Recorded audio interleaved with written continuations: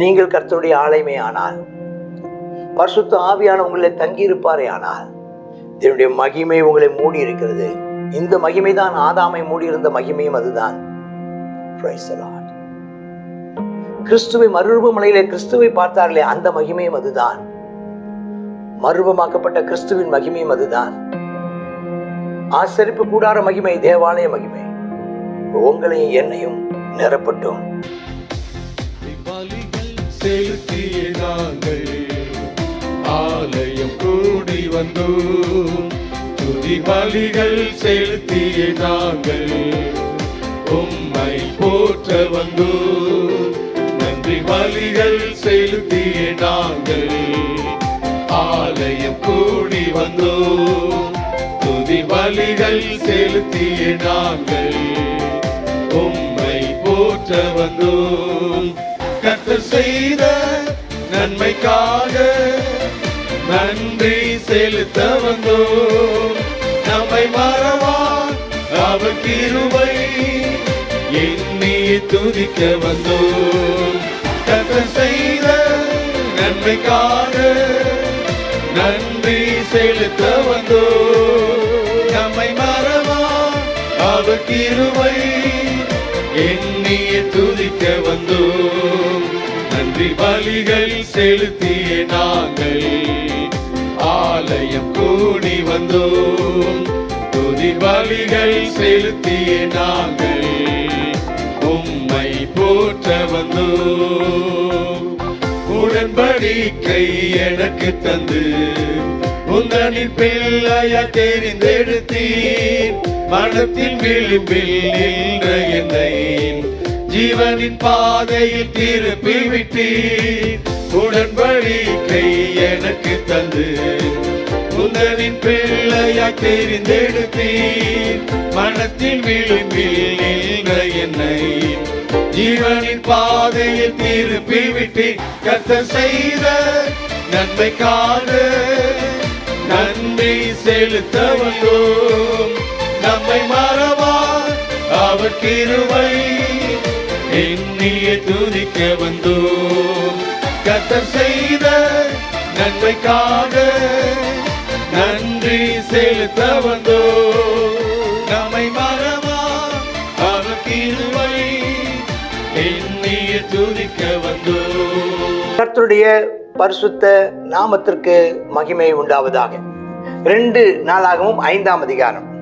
அப்ப கர்த்தருடைய ஆலயத்துக்காக சாலமோன் செய்த வேலையெல்லாம் முடிந்த போது, சாலமோன் தன் தகப்பனாகிய தாவீது பரிசுத்தம் பண்ணும்படி நேர்ந்தவைகளை கொண்டு வந்து, அப்ப அது வேற தொடாமலே வச்சிருந்திருக்கான். இவன் காலத்துல வந்ததை வச்சு எல்லாம் செஞ்சிருக்கான். அப்பா நேர்ந்துகிட்ட வெள்ளி பொண்ணு சகல பனிமூட்டுகளையும் தேவனுடைய ஆலயத்தின் பொக்கிஷங்களை வைக்கிறான். பொக்கிஷ அறைக்குள்ள அவள் எல்லாவற்றையும் எழுதி என்னென்ன இருக்குதுன்னு சொல்லி எழுதி அதெல்லாம் வச்சு, அதாவது சொல்ல போனா பொக்கிஷ அந்த நாட்கள்ல ஆலய பொக்கிஷங்களும் அரண்மனை பொக்கிஷங்களும் பாதுகாப்பாக ஆலயத்துல வைக்கப்பட்டதை பார்க்குறோம். சரி, அப்புறம் தேவனுடைய உடன்படிக்கை பெட்டி அங்கே கொண்டு வர்றாங்க. அந்த உடன்படிக்கை பெட்டியை எல்லாரும் கூடி வந்து ஒரு 7ஆம் மாதத்தில் பண்டிகையில் 7ஆம் மாதத்தில் என்ன பண்டிகை வருது? ஒன்று வந்து அது பண்டிகைகளின் மாதங்களாம். இது 7ஆம் மாதத்தில் பண்டிகைகளின் மாதம்.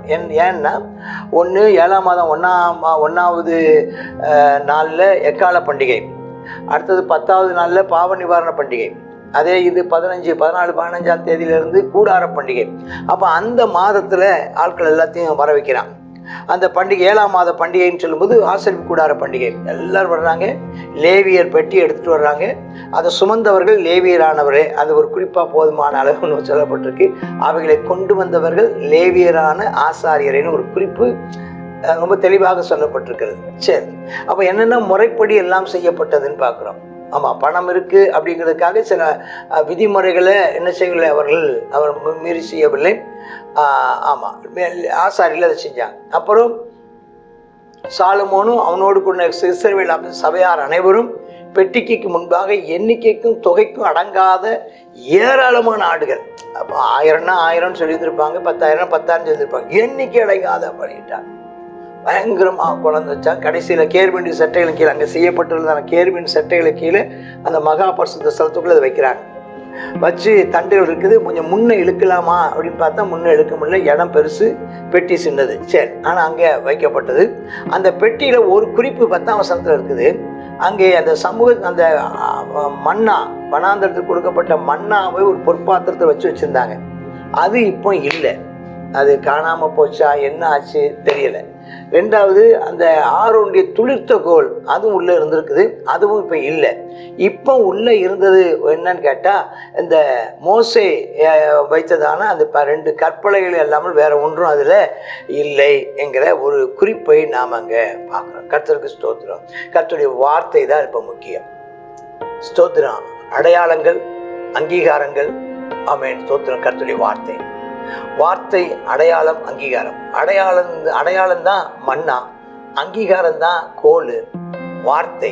இப்போ எது தேவை நமக்கு? அடையாளம், அங்கீகாரம். அடையாளம் என்பதை விட தேவனுடைய வார்த்தை இன்னைக்கு அதிகமாக பிடிச்சி. இப்போ நம்ம அடையாளங்களை பின்பற்றுவதும் அல்ல, அங்கீகாரத்தை பின்பற்றுவதும் அல்ல, நாம் தேவனுடைய வார்த்தையை பின்பற்றுகிறோம்.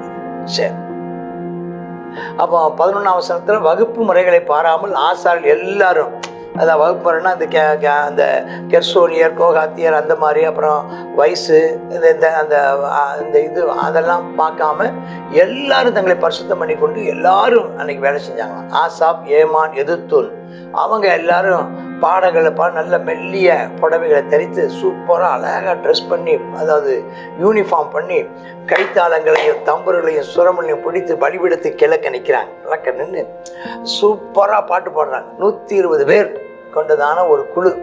அழகாக கர்த்தர் நல்லவர், துதியுங்கள், அவர் கிருபை என்றும் உள்ளது, சூப்பரான பாட்டு பாடுறாங்க. அப்படி பாடி ஒருமிக்க ஒன்று போல 120 பேருமே 120 பேரும் சத்தத்தை உயர்த்தி உச்ச சாயில பாடும்போது ஆமென், பூரிகைகளை ஊதுறாங்க. ஆமென், ஏக சத்தமாக கர்த்தரை துதித்து எல்லாரும் வந்திருக்கிற அத்தனை பேரும் ஸ்தோத்திரம், கர்த்தர் நல்லவர், கிருபை என்றும் உள்ளது, கர்த்தர் நல்லவர், கிருபை என்றும் உள்ளது என்று எல்லாரும் கர்த்தரை துதித்து கொண்டிருக்கிறாங்க. கர்த்தரை சத்தத்தை தொனிக்க பண்ணும்போது தேவாலயம் மேகத்தினால, எப்படி ஆசரிப்பு கூடாரம் மோசே காலத்துல ஆமென் ஸ்தோத்திரம் அபிஷேகமாய் மகிமை வந்து இறங்கினது போல ஆமென், அந்த ஆசரிப்பு கூடாரத்தை மூடின அந்த மேகம் இன்னைக்கு தேவாலயத்தை ஆமென் ஸ்தோத்திரம் சாலமோன் கட்டின தேவாலயத்தை நிரப்பிற்று. இன்னைக்கு கேட்டுக்கொண்டிருக்கிற உங்களையும் என்னையும் நம்முடைய சபைகளையும் தேவனுடைய மகிமை ஆமென் நம்முடைய கூடாரங்களையும் நம்முடைய ஆலயங்களையும் நிரப்புவதாக. ஸ்தோத்திரம். உங்களுடைய வீடாகிய ஆமென் ஸ்தோத்திரம் அந்த இருதயம் தேவனுடைய மகிமையினாலும் மேகத்தினாலும் நிரம்பி இருப்பதாக. அப்புறம் ஆசாரியால் என்ன செய்ய முடியலையா? ஊழியம் செய்து நிற்க கூடாமல் போயிடுச்சான். தேவனுடைய மகிமை ஆலயத்தினர். இன்னைக்கும் கர்த்தருடைய மகிமை உங்க மேல இருக்குது. நீங்கள் கர்த்தருடைய ஆலயமே ஆனால், பரிசுத்த ஆவியான உங்களை தங்கி இருப்பாரே ஆனால், தேவனுடைய மகிமை உங்களை மூடி இருக்கிறது. இந்த மகிமை தான் ஆதாமை மூடி இருந்த மகிமையும் அதுதான். கிறிஸ்துவை மறுரூபமலையிலே கிறிஸ்துவை பார்த்தார்களே அந்த மகிமையும் அதுதான். மறுரூபமாக்கப்பட்ட கிறிஸ்துவின் மகிமையும் அதுதான். ஆசரிப்பு கூடார மகிமை, தேவாலய மகிமை உங்களையும் என்னையும் நிரப்பட்டும். கர்த்தர் மகிமைப்படுவாராக. ஆமென், ஆமென். God bless you. 2 நாளாகவும் 5வது அதிகாரத்தை பார்க்குறோம். அந்த 5வது அதிகாரத்தில் சாலமோன் செய்ததான அந்த தேவானுடைய ஆலயத்தினுடையதான கட்டுமான பணி நிறைவடைந்தது. இவருடைய ஏற்கனவே செய்வித்ததான அனைத்து விதமான பொருட்களையும் தேவனுடைய ஆலயத்தில் ஆசாரியர்கள் மூலமாக, லேவியர் மூலமாகவும் ஆசாரியர் மூலமாகவும் உள்ளே கொண்டு வந்து அது ஆலயம் நிரப்பப்படுகிறதுங்கிறத நம்ம இந்த இடத்துல பார்க்கிறோம். அது மட்டுமல்லாமல் தாவீது நேர்ந்து கொண்டதான அனைத்து பொன், வெள்ளி, வெண்கலம் ஆகியவற்றையும் அந்த பொக்கிஷ சாலைகளை என்ன செய்தாங்க, நிரப்பினார்கள் என்றது நம்ம இதில் பார்க்க முடிகிறது. அடுத்ததாக எக்கச்சக்கமான ஆட்டு கடாக்களை என்ன செய்திருக்கிறாங்க, பலி செலுத்தி இருக்கிறார்கள். தொகைக்கு உட்படாதன்னு சொல்லப்பட்டிருக்கிறது. ஏராளமான பலி செலுத்தப்பட்டது. அடுத்ததாக ஏற்கனவே திட்டமிட்டதான அந்த ஆசாப், ஏமான், எதுத்தூன் அவர்கள் மூலமாக பாடல்கள் பாடத்தக்கதாக பலர் பாடகர்கள் நியமிக்கப்பட்டு தேவனுடைய நாமத்தை மகிமைப்படுத்துகிறதை நம்ம பார்க்குறோம். அப்போது அதில் என்ன செய்யப்படுகிறது, சுரமண்டலம் வாசிக்கப்படுகிறது, கைத்தாளங்கள், பூரிகைகள், எக்காலங்கள் எல்லாம் முழங்கப்படுகிறது. அந்த நேரத்தில் தேவனுடைய ஆலயம் மகிமையினால் நிரம்பிச்சான். ஆமென், ஹல்லேலூயா. தேவன் மகிமைப்படுவாராக. அப்போ இப்படியாக தேவனுடைய ஆலயத்தை மகிமைப்படுத்தினார் என்பதை நம்ம அதில் பார்க்குறோம். நம்ம ஜெபிப்போமா? அப்பா உமக்கு நன்றி ஆண்டவரே, ஸ்தோத்திரம்ப்பா. தேவனுடைய ஆலயத்தை அமேனப்பா உம்முடைய மகிமை இறங்கத்தக்கதாக கத்தா உம்மை துதிக்கவும் உம்மை ஸ்தோத்திரிக்கவும் உம்மை ஆராதிக்கவும் நீர் எங்களை ஏற்படுத்தி இருக்கிறீரப்பா. இந்த ஜனத்தை எனக்கென்று ஏற்படுத்தினேன், இவர்கள் என் துதியை சொல்லி வருவார்கள் என்று சொல்லி ஏற்படுத்தினீரப்பா. நாங்கள் உண்மை மகிமைப்படுத்தவும் உம்மை ஸ்தோத்திரிக்கவும் கத்தாவே ஸ்தோத்திரம் அப்பா. உண்மை கத்த ஆராதிக்கவும் அமேன ஒரு கூட்ட ஆத்துமாக்களை அமேனப்பா ஸ்தோத்திர ஆதாயப்படுத்தி கத்தாவே உம்முடைய நாமத்தை பிரஸ்தாவப்படுத்த எங்களுக்கு கிருபை தாரும். கத்தாவே உம்முடைய மகிமை எங்களை கத்த நிரப்பட்டோம்ப்பா. தனிப்பட்ட வாழ்க்கையில் நாங்கள் துதிக்கும் போது எங்களை நிரப்புகிற எங்கள் நல்ல தேவன் கத்தா எங்களுடைய ஆலயத்தையும் நிரப்புங்க, எங்களுடைய லீடர்ஸை நிரப்புங்க, பாஸ்டர்ஸை நிரப்புங்க அப்பா. எங்களுடைய அப்பா ஊழிய எல்லைகளை எங்களுடைய ஆலயத்தை நிரப்புவீராக. உங்களுடைய மகிமை நிரம்பட்ட ஆண்டவரே நீர் கத்தாவே அப்பா ஆமென். துதிகளின் மத்தியில் வாசம் பண்ணுகிற தேவனப்பா கத்தாவே உங்களுடைய பிரசன்னத்தை தாரும், எங்களை வழி நடத்தும். இயேசுவின் நாமத்தில் ஜெபிக்கிறோம் நல்ல பிதாவே, ஆமென்.